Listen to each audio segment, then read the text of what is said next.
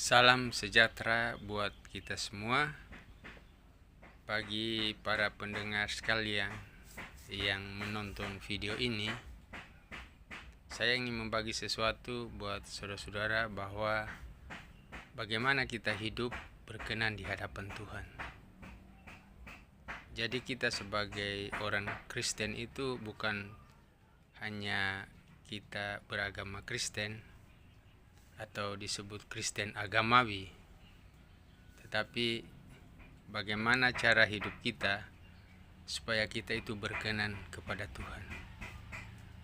Yohanes 3 ayat 16 berkata, "Karena begitu besar kasih Allah akan dunia ini, sehingga Dia memberikan anaknya yang tunggal, supaya setiap orang yang percaya kepadanya tidak binasa, melainkan beroleh hidup yang kekal."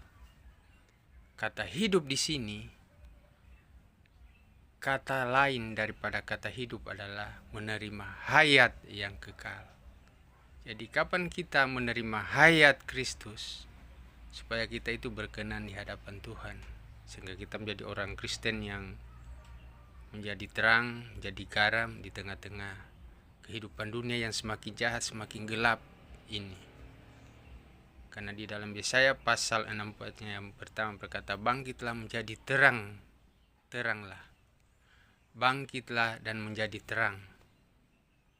Kita bisa hidup menjadi terang di tengah-tengah dunia ini kalau kita memiliki hayat atau hidup Kristus di dalam pribadi kita. Karena kita ini adalah berasal dari keturunan Adam. Karena Adam berdosa dari awal mulanya, maka dosa itu menjadi bagian kita sampai saat ini. Sekalipun karena kita adalah keturunan daripada Adam sendiri. Jadi kita harus memiliki hayat kehidupan Kristus itu sendiri. Terima Yesus di dalam hati kita sebagai Tuhan dan Juru Selamat yang memerintah di dalam hati kita, menjadi Raja di dalam hati kita. Jadi bukan hatiku adalah rajaku, tidak, tetapi hatiku adalah milik Kristus.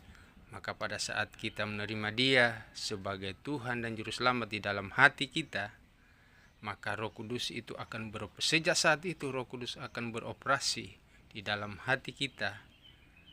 Dan fungsi Roh Kudus adalah membawa kita di dalam seluruh kebenaran. Firman Tuhan adalah kebenaran.